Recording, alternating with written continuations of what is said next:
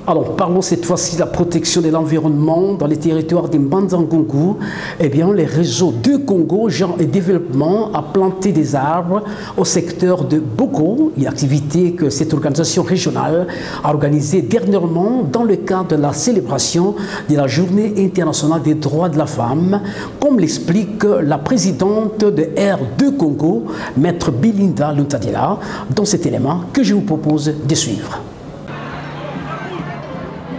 En rapport avec le thème national retenu cette année 2022 à l'occasion de la célébration de la Journée internationale des droits de la femme, à savoir l'autonomisation des femmes et filles dans le contexte du changement climatique et la réduction des risques et des catastrophes, le réseau de Congo Genre et Développement de Mbanza-Ngungu a sensibilisé la population du secteur Boko dans la province du Congo central sur la protection de l'environnement.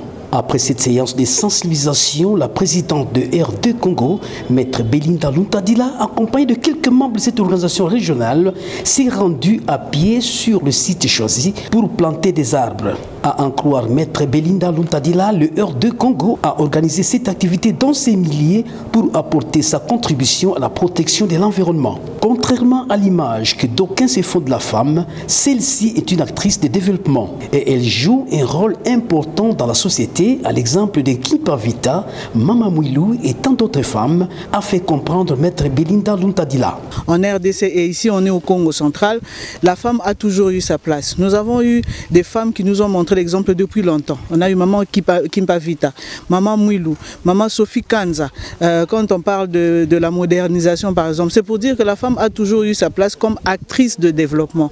Et aujourd'hui, avec la Journée internationale de la femme de cette année, l'accent a été mis sur l'importance de la protection de l'environnement, l'éducation sur la protection de l'environnement, les conséquences du réchauffement climatique. C'est pourquoi nous avons pensé de venir organiser cette activité où se passe la terre. Mais quand on continue à couper à chaque fois les arbres, nous ne protégeons pas notre société, nous ne protégeons pas notre environnement, donc nous ne protégeons pas notre propre santé. Nous avons donc tenu à organiser ensemble avec les réseaux de Congo Genre et Développement de Mbanza-Ngungu, qui est une organisation, on peut dire régionale et même internationale. Nous sommes dans toute la RDC ainsi qu'au Congo-Brazzaville, c'est d'où la dénomination de 2 Congo Genre et Développement. Et nous avons la reconnaissance également des Nations Unies par rapport aux activités que nous menons depuis 2007. Et aujourd'hui, pour nous, ça a été un honneur d'organiser ensemble avec tous les membres, ceux qui sont partout. Nous avons convenu d'organiser cette activité sur la terre et de mettre l'accent justement sur l'arbre, de planter l'arbre pour montrer également cet exemple et pour contribuer au développement de notre société. Il s'est de rappeler qu'au niveau international, la journée du 8 mars dédiée à la femme a été célébrée sous le thème « L'égalité de sexe aujourd'hui pour un avenir durable ». Le R2 Congo Genre et Développement de Mbanza-Ngungu a clôturé cette activité dans un climat de convivialité.